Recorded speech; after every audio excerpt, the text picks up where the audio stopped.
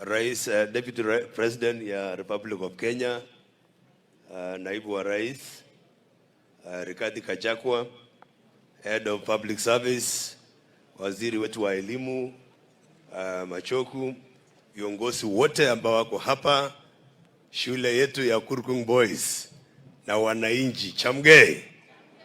Nasema chamge. Kwanza nataka nishukuru Mungu sana siku ya leo kwa sababu tumekuja kujiunga na ninyi tuhakikishe kwamba hii facility ya hii shule ijengwe, kwa sababu tunataka watoto wengi wa kuingia university. Na tunajua hapa Kurkung ni giant sehemu hii ya Nandi. Na tunataka kushikana na mkono kabisa na walimu wenu na viongozi wa hapa kwamba hii shule lazima irudi mahali ilikuwa na iende zaidi, ipambane na Kapsabet Boys na Kapsabet Girls na wale wengine. Ya pili, Naibu ya Rais, tunachukua nafasi hii kukaribisha hapa Bonde la Ufa. Hapa Mosop ni jirani ya Uasin Gishu, hapa Tarbo.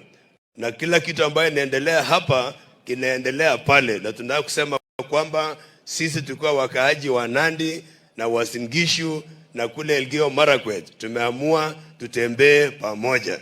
Tunashukuru pia Naibu wa Rais kwa sababu tulipokuwa tukiomba kura tulisema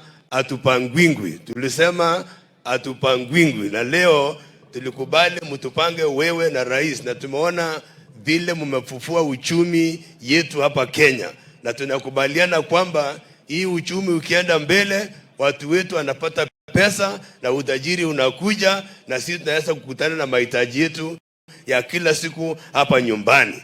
Na tumeona kwamba amani imekuwa teletele. Hiyo mzee wetu ambaye anaitwa Raila Odinga, patieni yeye kazi mara moja, kwa sababu hii kutulia tu ambayo tunaona sasa tungependa iendelee hivi. Akipewa kazi wewe na rais kwa hiyo mpango yenu, ili yeye pia, hata yeye amehangaika sana, amehangaika kweli.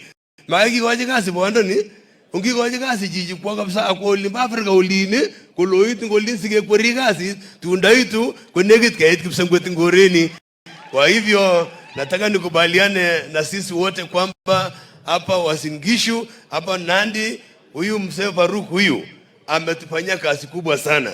Yeye si mhubiri, yeye si mkiongozi ambaye anachaguliwa na watu, yeye si lecturer, lakini anafanya hizo vitu yote. Tunasema asante sana ndugu yetu Faruk Kibet. Thank you very much. Mfupi namna hiyo.